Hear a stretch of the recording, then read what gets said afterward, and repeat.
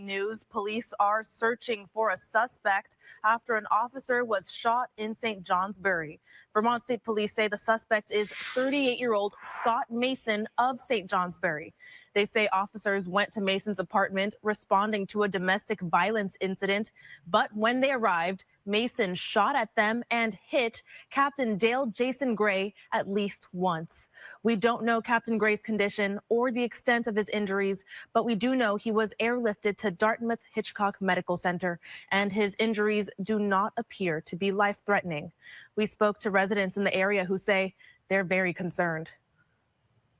This doesn't happen all the time, and when it does, it's, a sad day. And I just hope everybody's okay for the most part, and I hope we catch the guy. There is currently a blue alert report out as Mason is still on the loose. Police ask for you to call them if you have any information. All right.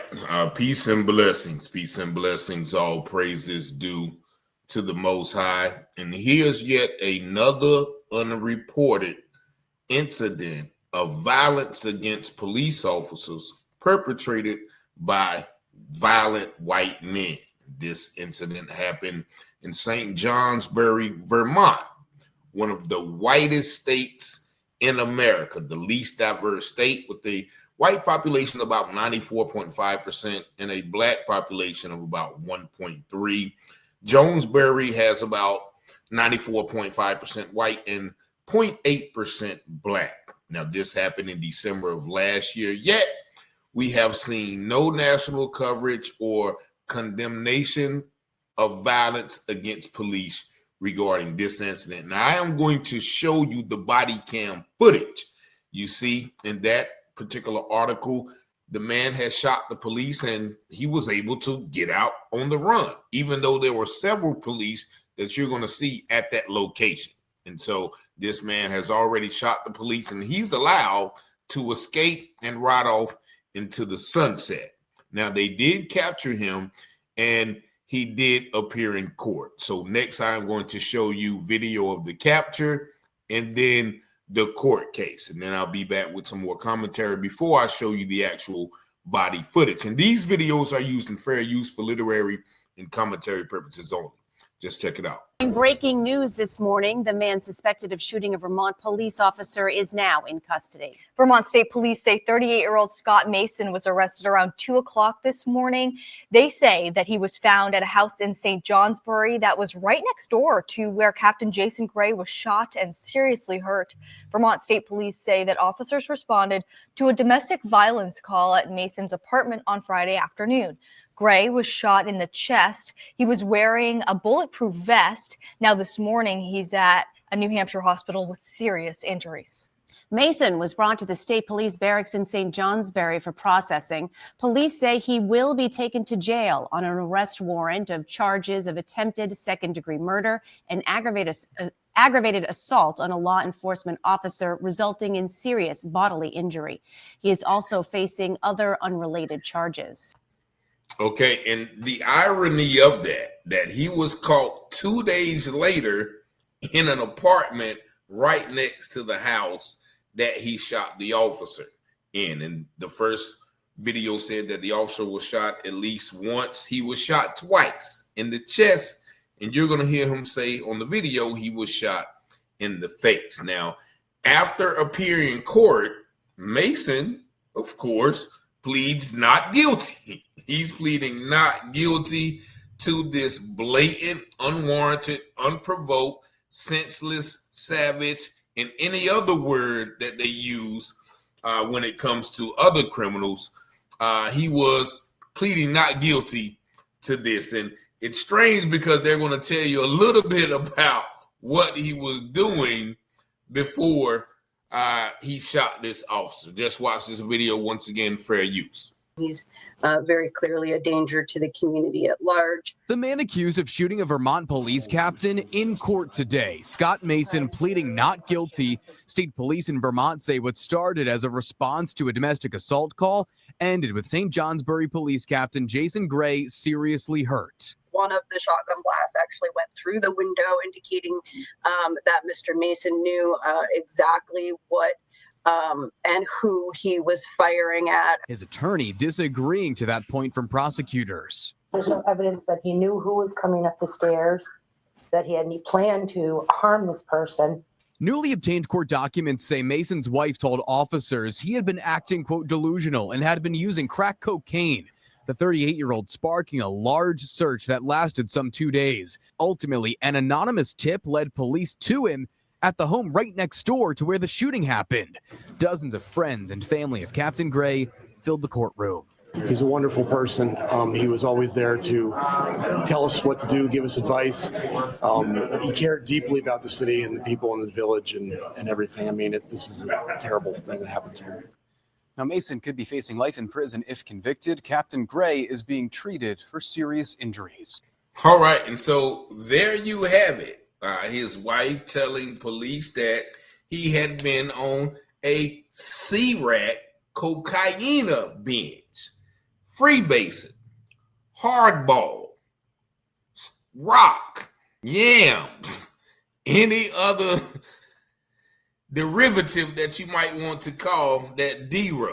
So he was actually high, but you notice they don't go down the list of his criminal record. Now, anybody knows a crackhead definitely 9 times out of 10 has a long list of charges. Now, they did show the proverbial large presence of police in that area, but once again, they very quickly switched to how nice and how good the officer was. And so this is once again an example of the underreporting of the violence, the true violence against the police. So when they say that they fear for their lives and they have a very dangerous job, this is what they're talking about. All of these white men who are just shooting at police at their mere presence. You're going to see this police officer walk up the stairs and get bombarded with gunfire. And once again, this video is fair use from the Police Activity Channel for literary and commentary purposes only. Just watch.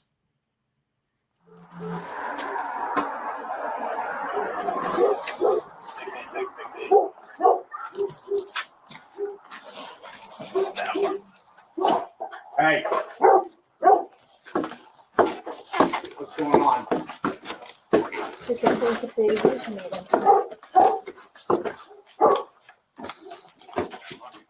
Broken. I don't know if it's recent. Oh my gosh! Flashbang! 687, 680, we have flashbangs going off me. Captain's up there. Captain's up there.